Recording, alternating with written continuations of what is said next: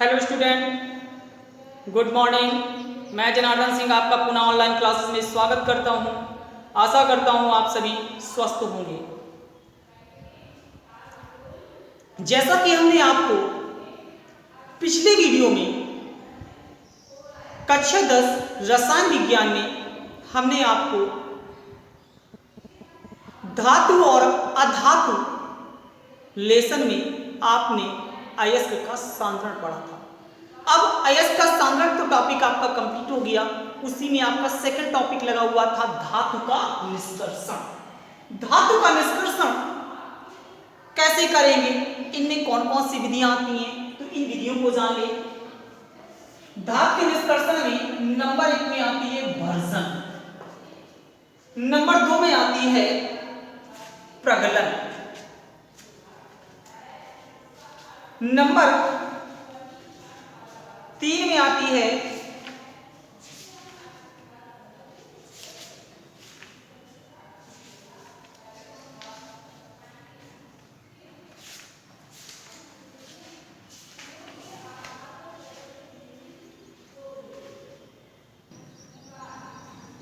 Number 2 प्रगलन, number 3 निस्तापन। तो इन विधियों को भी हमें समझना होगा, क्योंकि हर बार ये आपसे ऐसे कह देगा कि भर्जन किसे कहते हैं, उचित उदाहरण द्वारा समझाइए। प्रगलन किसे कहते हैं, उचित उदाहरण द्वारा समझाइए। निस्तापन किसे कहते हैं, उचित उदाहरण द्वारा समझाइए। तो आ जाते हैं पहले नंबर पे हम लिख लेते हैं भर्जन। भर्जन किसे कहते हैं, तो चलिए सांद्रित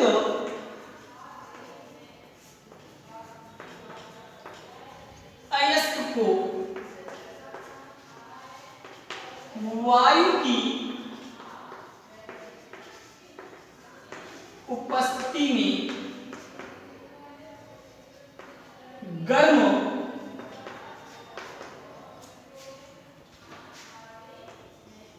करके उसमें उपस्थित सल्फाइड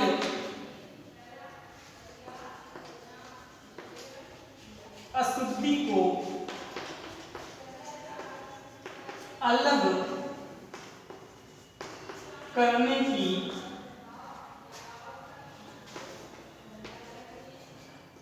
विधि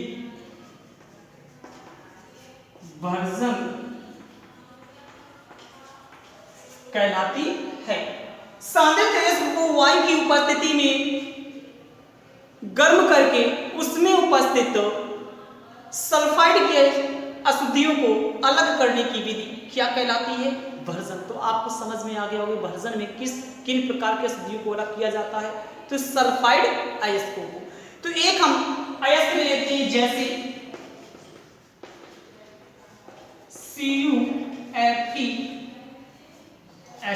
ये किसका फार्मूला है, ये कॉपर का अयस्क है, कॉपर पाइलाइट। ये किसका फार्मूला है, कॉपर पाइलाइट को किसके साथ हमें गर्म करना है, वायु के साथ गर्म करना है। तो ये क्या बना देगा जाकर के, ये किसमें टूटेगा, ये भी समझ लीजिएगा। Cu है, S से क्रिया कर लेगा, क्या बना देगा, Cu2S बना लेगा। Fe है, S से क्रिया कर लेगा, क्या बना लेगा, FeS बना लेगा। S है, O से क्रिया करके क्या बना लेगा, SO2। लेकिन रिएक्शन अभी संतुलित नहीं है, तो रिएक्शन को संतुलित करते हैं। Cu कितने हो रहे हैं, 2, Fe कितने हो गए, 2 हो गए, सल्फर कितने हुए थे, 2 दूनी 4, 1S 2S 3 3 1 4 और 2 से 2 होते, रिएक्शन भी आपकी संतुलित हो गई। पुनः उठाइएगा Cu2S प्लस O2, तो ये क्या बना देगा, Cu2 है, O से क्रिया करके क्या बना देगा, Cu2O और S O2 से बना देगा SO2। रिएक्शन को संतुलित करते हैं।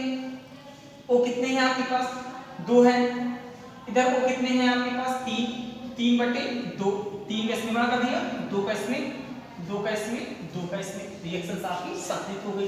पुनः उठाइए, कौन सा था आपके पास, FeS था, तो 2FeS प्लस O2, तो Fe O से क्रिया करेगा क्या बना लेगा, FeO, प्लस SO2 से क्रिया करेगा क्या बना लेगा, SO2। कितने गुणा कर दें, 3 का, 2 Fe थे, 2 Fe गुणा कर दो, कितने S हो गए, 2 S हो गए, 2 का गुणा कर दो, रिएक्शन आपकी संतृप्त हो गई। और ऑक्सीकृत किस रूप में होते हैं, तो इसे भी देख लेते हैं, S plus O2 arrow SO2 AS plus O2 AS3 AS2O3 O3। Reaction को कंप्लीट कर लेते हैं, 3 4 2 रिएक्शन आपकी कंप्लीट हुई है। आपके पास एग्जांपल था। अब हम आ जाते हैं कि भर्जन में किस भट्ठी का उपयोग किया जाता है, तो भर्जन में परावर्तनी भट्ठी का उपयोग किया जाता है।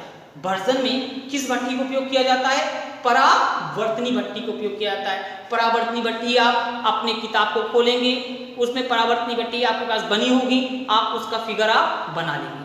अब हम चलते हैं अगले क्वेश्चन की ओर कि प्रगलन किसे कहते हैं, प्रगलन किसे कहते हैं।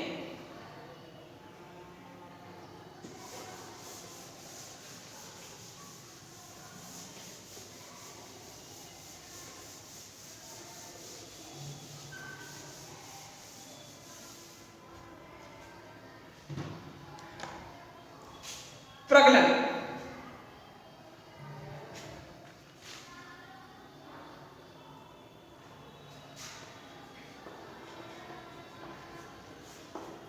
प्रगलन वर्जित अयस्क को, वर्जित अयस्क में कोक या गालक मिलाकर उसे गर्म करके गलाने की क्रिया प्रगलन कहलाती है। वर्जित अयस्क में कोक या गालक मिलाकर गर्म करने की क्रिया, गर्म करके गलाने की क्रिया क्या कहलाती है, प्रगलन कहलाती है। अब इसमें दो क्वेश्चन बन गए कि गालक किसे कहते हैं, गालक किसे कहते हैं। तो चलिए गालक इसमें आपके पास आ जाते हैं, पहले परिभाषा लिख लेते हैं गालक, इसके बाद हम इसका एग्जांपल भी क्लियर कर लेते हैं। गालक तो वे पदार्थ, वे अगलनीय पदार्थ, वे अगलनीय पदार्थ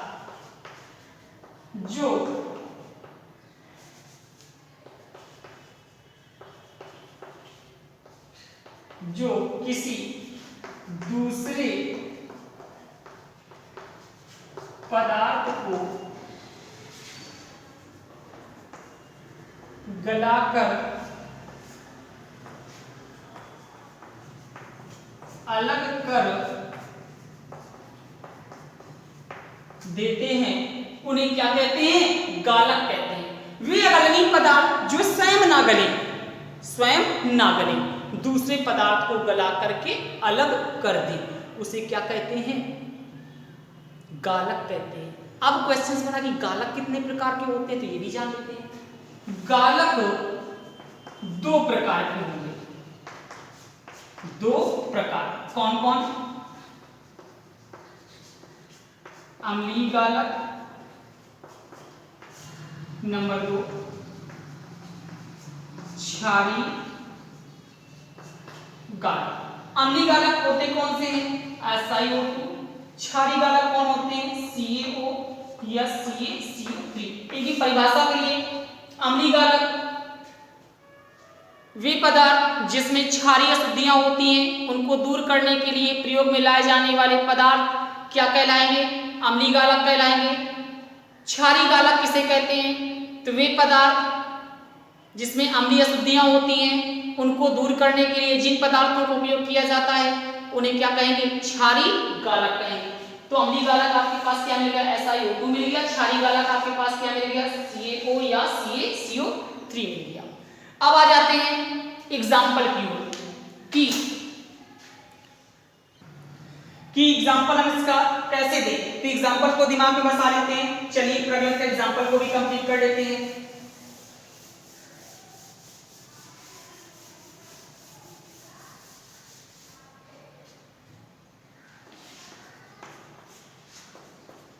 Fe2O3 इसका किसका अयस्क है? ये आयरन का अयस्क है। इसे क्या कहेंगे आप?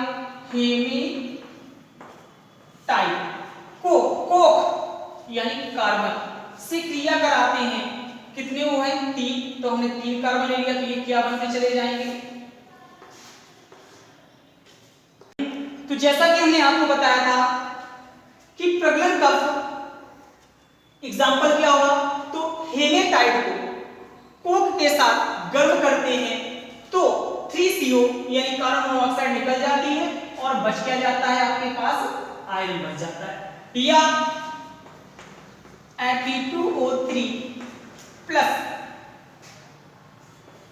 CO, 3 के साथ में CO ले लिया हमने कार्बन मोनोऑक्साइड को, तो ये क्या बनाकर जाएगा?